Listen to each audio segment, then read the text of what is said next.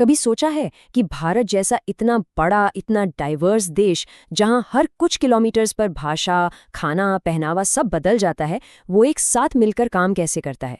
मतलब दिल्ली में एक सेंट्रल गवर्नमेंट है, फिर हर स्टेट की अपनी गवर्नमेंट है, और फिर हमारे शहरों और गांवों में भी पंचायत और म्यूनिसिपैलिटी है। आखिर ये सब मिलकर इतने बड़े देश को चलाते कैसे हैं?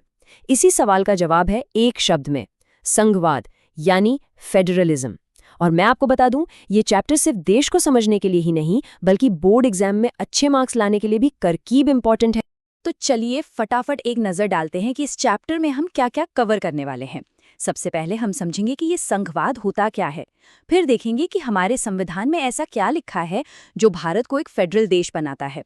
इसके बाद हम देखेंगे कि असल जिंदगी में, प्रैक्टिस में संघवाद कैसे काम करता है। और आखिर में हम बात करेंगे डिसेंट्रलाइजेशन की, यानी पावर को जमीनी स्तर तक, लोगों तक कैसे पहुंचाया गया है। तो चलिए शुरू करते हैं हमारे पहले और सबसे बेसिक सवाल से कि आखिर ये फेडरलिज्म यानी संघवाद है क्या। इसे समझने के लिए जरा पिछला चैप्टर याद कीजिए। हमने बेल्जियम और श्रीलंका में बारे में पढ़ा था। बेल्जियम ने क्या किया? उसने सेंट्रल गवर्नमेंट की पावर को राज्यों के साथ बांटा और एक फेडरल देश बन गया। वहीं दूसरी तरफ श्रीलंका में सारी पावर एक ही नेशनल गवर्नमेंट के हाथ में रही, तो वो एक यूनिटरी देश कहलाता है। तो इसकी टेक्स्ट बुक डेफिनेशन क्या है? फेडरलिज्म सरकार का एक ऐसा सिस्टम है जिसमें पावर को एक सेंट्रल अथॉरिटी यानी केंद्र सरकार और देश की अलग अलग यूनिट्स जैसे कि हमारे राज्य, इनके बीच बांटा जाता है। आमतौर पर इसमें सरकार के कम से कम 2 लेवल्स या स्तर होते हैं। एक सरकार पूरे देश के लिए होती है और दूसरी राज्यों के लिए। अच्छा, अब इन दोनों में फर्क क्या है? देखिए, जो यूनिटरी सिस्टम होता है जैसे श्रीलंका में, वहां सारी की सारी पावर सेंट्रल गवर्नमेंट के पास होती है। वो राज्यों को या लोकल गवर्नमेंट को ऑर्डर्स पास कर सकती है। लेकिन फेडरल सिस्टम में, जैसा कि भारत में है, सेंट्रल गवर्नमेंट स्टेट गवर्नमेंट को अपनी मर्जी से कोई आदेश नहीं दे सकती। क्यों? क्योंकि स्टेट गवर्नमेंट के पास अपनी खुद की शक्तियां होती हैं जो उसे हमारा संविधान देता है, और वो अपने कामों के लिए सीधे लोगों को जवाब देती है, सेंट्रल गवर्नमेंट को नहीं। अब जो टॉपिक आ रहा है उसे आप स्टार मार्क कर लीजिए। ये इस चैप्टर का सबसे जरूरी सवाल है जो अक्सर 5 नंबर में सीधा सीधा पूछा जाता है, संघवाद की विशेषताएं। चलिए इन 7 पॉइंट्स को एक एक करके समझते हैं। पहला, यहाँ सरकार के 2 या 2 से ज्यादा टियर्स या स्तर होते हैं। दूसरा, अलग अलग स्तर की सरकारें एक ही नागरिक पर राज करती हैं, लेकिन कानून बनाने, टैक्स वसूलने, इन सब मामलों में उनका अपना अपना जुरिस्डिक्शन यानी अधिकार क्षेत्र होता है। तीसरा, ये जुरिस्डिक्शन हवा में नहीं होता, बल्कि संविधान में साफ साफ लिखा होता है ताकि कोई कंफ्यूजन ना रहे। चौथा, संविधान के जो फंडामेंटल प्रोविजंस हैं, जो बुनियादी नियम हैं, उन्हें कोई एक सरकार अकेले नहीं बदल सकती, दोनों की सहमति चाहिए।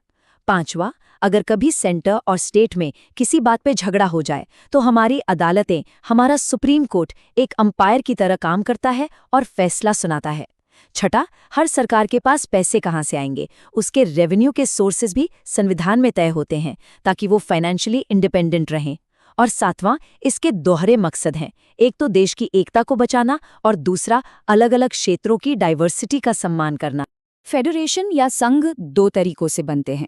पहला तरीका है कमिंग टुगेदर फेडरेशन, जैसा अमेरिका या ऑस्ट्रेलिया में हुआ।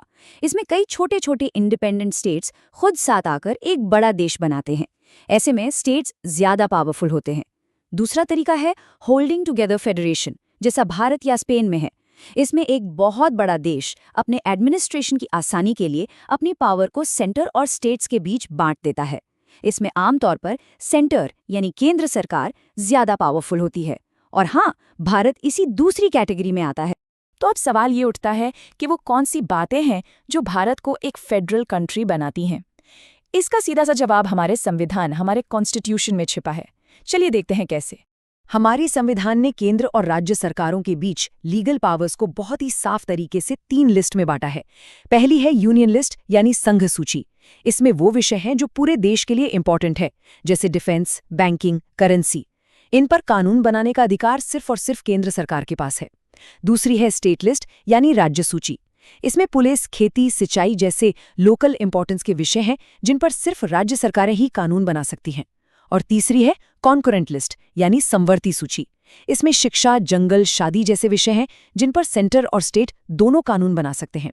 लेकिन अगर दोनों के बनाए कानून में कोई टकराव हो तो हमेशा केंद्र सरकार का कानून ही माना जाएगा। अब आपके मन में एक सवाल आ सकता है, जब हमारा संविधान बना था तब तो कंप्यूटर, सॉफ्टवेयर या ई-कॉमर्स जैसी चीजें थी ही नहीं, तो ऐसे जो नए विषय हैं वो किस लिस्ट में जाएंगे? ऐसे विषयों को कहते हैं रेजिडुअरी सब्जेक्ट्स या अवशिष्ट विषय, और हमारे संविधान के अनुसार इन पर कानून बनाने की पावर सिर्फ केंद्र सरकार को दी गई है। देखिए, संविधान में कानून बना देना एक बात है, पर असलियत में जमीन पर वो कानून कैसे काम कर रहे हैं ये बिल्कुल अलग बात है। तो अब हम यही देखेंगे कि भारत में फेडरलिज्म प्रैक्टिस में, व्यवहार में कैसा रहा है। आज़ादी के बाद भारत में संघवाद का पहला और सबसे बड़ा टेस्ट था भाषा के आधार पर राज्यों को बनाना। अगर आप 1947 का और आज का भारत का पॉलिटिकल मैप देखें तो आपको जमीन आसमान का फर्क दिखेगा। कई पुराने राज्य गायब हो गए और बहुत से नए बनाए गए। ये इसलिए किया गया ताकि एक भाषा बोलने वाले लोग एक राज्य में आ सकें। शुरू में हमारे नेताओं को बहुत डर था कि इससे देश टूट सकता है, लेकिन हुआ इसका उल्टा। अनुभव ने ये दिखाया कि भाषा के आधार पर राज्य बनाने से देश और ज्यादा एकजुट हुआ और एडमिनिस्ट्रेशन भी आसान हो गया। भारत का दूसरा बड़ा टेस्ट था लैंग्वेज पॉलिसी यानी भाषा नीति। हमारे संविधान ने किसी एक भाषा को नेशनल लैंग्वेज का दर्जा नहीं दिया। हिंदी को ऑफिशियल लैंग्वेज यानी राजभाषा माना गया, लेकिन भारत में सिर्फ 40% लोग ही हिंदी बोलते हैं। इसीलिए हिंदी के अलावा 22 दूसरी भाषाओं को शेड्यूल्ड लैंग्वेजेस या अनुसूचित भाषा का दर्जा दिया गया। अब कोई भी कैंडिडेट सेंट्रल गवर्नमेंट के एग्जाम के लिए इनमें से कोई भी भाषा चुन सकता है। इसके अलावा जो नॉन हिंदी स्टेट्स थे उनकी मांग पर सरकारी कामकाज के लिए इंग्लिश का इस्तेमाल भी जारी रखा गया। इस फ्लेक्सिबल पॉलिसी ने हमें श्रीलंका जैसे गृह युद्ध से बचा लिया।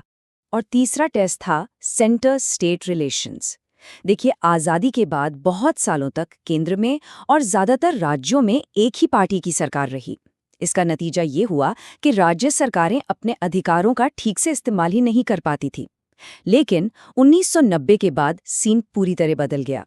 इस दौर में देश में कई क्षेत्रीय पार्टियों का उदय हुआ और केंद्र में कोalition गवर्नमेंट्स यानी गठबंधन सरकारों का दौर शुरू हुआ।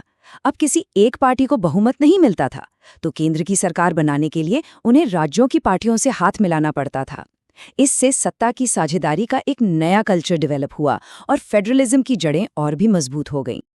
अभी तक हमने बात की दो स्तर की सरकार की, केंद्र सरकार और राज्य सरकार। लेकिन भारत जैसे विशाल देश के लिए सिर्फ दो स्तरों से ही एफिशिएंट गवर्नेंस नहीं हो सकती। हमारे कई राज्य तो यूरोप के देशों से भी बड़े हैं, तो जरूरी है कि पावर को और नीचे के स्तरों पर भी बांटा जाए। और यहीं से कॉन्सेप्ट आता है डिसेंट्रलाइजेशन का, यानी विकेंद्रीकरण का। तो ये विकेंद्रीकरण होता क्या है? जब पावर केंद्र और राज्य सरकारों से लेकर स्थानीय सरकारों यानी लोकल गवर्नमेंट को दी जाती है, तो इसी प्रोसेस को विकेंद्रीकरण कहते हैं। इसके पीछे का बेसिक आइडिया बहुत सिंपल है। वो ये कि बहुत सारी समस्याओं और मुद्दे ऐसे होते हैं जिन्हें लोकल लेवल पर ही सबसे अच्छे से सुलझाया जा सकता है, क्योंकि वहाँ के लोगों को अपनी समस्याओं की बेहतर जानकारी और समझ होती है। इस डायरेक्शन में एक ऐतिहासिक कदम उठाया गया 1992 में, जब संविधान में एक बड़ा संशोधन किया गया। इसे भी आप 5 मार्कर के लिए मार्क कर लीजिए, बहुत जरूरी है। इस अमेंडमेंट से 5 बड़े बदलाव आए। पहला, अब लोकल गवर्नमेंट बॉडीज के चुनाव नियमित रूप से कराना लीगली कंपलसरी हो गया। दूसरा, SC, ST और OBCs के लिए सीटें रिजर्व कर दी गईं। तीसरा, एक रेवोल्यूशनरी कदम था, कम से कम 1/3 सीटें महिलाओं के लिए आरक्षित की गईं। चौथा, हर राज्य में एक इंडिपेंडेंट स्टेट इलेक्शन कमीशन बनाया गया जो ये चुनाव कराएगा। और पांचवा, राज्य सरकारों के लिए ये जरूरी कर दिया गया कि वो अपनी कुछ शक्तियां और रेवेन्यू यानी पैसा लोकल बॉडीज के साथ शेयर करें। अब इस नए सिस्टम को हम ग्रामीण इलाकों में पंचायती राज के नाम से जानते हैं। इसका एक 3 टियर स्ट्रक्चर है। सबसे नीचे गांव के लेवल पर होती है ग्राम पंचायत, फिर कुछ ग्राम पंचायतों को मिलाकर बनती है पंचायत समिति, जिसे हम ब्लॉक लेवल भी कहते हैं, और फिर एक जिले की सभी पंचायत समितियों को मिलाकर बनती है जिला परिषद। इसी तरह शहरी इलाकों के लिए नगर पालिकाएं और नगर निगम होते हैं। चलिए अब जल्दी से उन सारे पॉइंट्स पे एक नजर डालते हैं जो एग्जाम के लिए सुपर डुपर इंपॉर्टेंट है। फेडरलिज्म और डिसेंट्रलाइजेशन की डेफिनेशन, फेडरलिज्म की 7 फीचर्स और 1992 अमेंडमेंट के 5 फीचर्स। ये दोनों 5-5 नंबर के पक्के सवाल हैं। तीनों लिस्ट्स यूनियन, स्टेट, कॉन्करेंट, इनके नाम और कम से कम 2-2 एग्जाम्पल्स अच्छे से याद कर लीजिए। और ये फैक्ट भी याद रखें कि भारत में 22 स्केड्यूल्ड लैंग्वेजेस। अब थोड़ा दिमाग पर जोर डालिए और इन सवालों के जवाब सोचिए। पहला सवाल, केंद्र सरकार उत्तर प्रदेश की सरकार को ये ऑर्डर क्यों नहीं दे सकती कि वो अपनी एग्रीकल्चरल पॉलिसी बदल दे? हिंट, सोचिए कि एग्रीकल्चर किस लिस्ट का सब्जेक्ट है। दूसरा सवाल, 1990 के बाद जो कोएलिशन गवर्नमेंट्स का दौर आया, उसने भारत में फेडरलिज्म को और मजबूत कैसे बनाया? हिंट, रीजनल पार्टीज की भूमिका के बारे में सोचिए। चलिए देखते हैं कि एग्जाम में इस चैप्टर से क्वेश्चंस किस तरह के आ सकते हैं। 1 नंबर में पूछ सकते हैं यूनिटरी गवर्नमेंट क्या है। 3 नंबर में आ सकता है कमिंग टुगेदर और होल्डिंग टुगेदर फेडरेशंस में क्या अंतर है। और जैसा मैंने कहा, 5 नंबर का सबसे पॉपुलर सवाल 1992 के कॉन्स्टिट्यूशनल अमेंडमेंट की की फीचर्स बताइए। चलिए एक छोटी सी सिचुएशन इमेजिन करते हैं। मान लीजिए आप एक गांव में रहते हैं जहां पानी की बहुत किल्लत है। अब डिसेंट्रलाइजेशन की वजह से आप क्या कर सकते हैं? आप अपने गांव की ग्राम सभा की मीटिंग में जा सकते हैं, सीधे सरपंच के सामने अपनी बात रख सकते हैं और उस प्रॉब्लम को सॉल्व करने के लिए जो फैसला लिया जाएगा उसमें आप भी हिस्सा ले सकते हैं। यही तो है लोकल सेल्फ गवर्नमेंट की असली ताकत। अब बात करते हैं उन कॉमन मिस्टेक्स की जो स्टूडेंट्स अक्सर इस चैप्टर में करते हैं। पहली गलती, फेडरल और यूनिटरी सिस्टम में कंफ्यूज हो जाना। दूसरी, यूनियन लिस्ट और कंकरेंट लिस्ट के सब्जेक्ट्स को मिक्स कर देना। तीसरी, ग्राम सभा और ग्राम पंचायत को एक ही समझ लेना। याद रखिए, ग्राम सभा में गांव के सभी वोटर्स आते हैं, जबकि ग्राम पंचायत एक इलेक्टेड बॉडी है। और चौथी गलती, ये भूल जाना कि भारत एक होल्डिंग टुगेदर फेडरेशन है। आपको इन गलतियों से बचना है। चलिए, अब पूरे चैप्टर को 5 मिनट में रिवाइज करते हैं। फेडरलिज्म यानी पावर डिवीजन, यूनिटरी यानी सेंट्रलाइज्ड पावर। फेडरलिज्म के 7 फीचर्स हैं। 2 तरह के फेडरेशन हैं, कमिंग टुगेदर जैसे यूएसए और होल्डिंग टुगेदर जैसे इंडिया। भारत में पावर शेयरिंग के लिए 3 लिस्ट्स हैं, यूनियन, स्टेट, कंकरेंट। भारत में फेडरलिज्म को लिंग्विस्टिक स्टेट्स, लैंग्वेज पॉलिसी और सेंटर स्टेट रिलेशंस ने मजबूत किया। 1992 में डिसेंट्रलाइजेशन से लोकल गवर्नमेंट को पावर मिली, जिसमें रेगुलर इलेक्शंस और रिजर्वेशंस का प्रोविजन है। और आखिर में पंचायती राज का 3 टियर स्ट्रक्चर है, ग्राम पंचायत, पंचायत समिति और जिला परिषद। और जाते जाते मेरी तरफ से एक फाइनल एग्जाम टिप। 5 नंबर के सवालों के लिए फेडरलिज्म के 7 फीचर्स और 1992 का अमेंडमेंट, इन 2 टॉपिक्स पर अपनी पकड़ एकदम मजबूत कर लीजिए। सिस्टम को समझिए, रट्टा मत मारिए। आप ये बिल्कुल कर सकते हैं। All the best.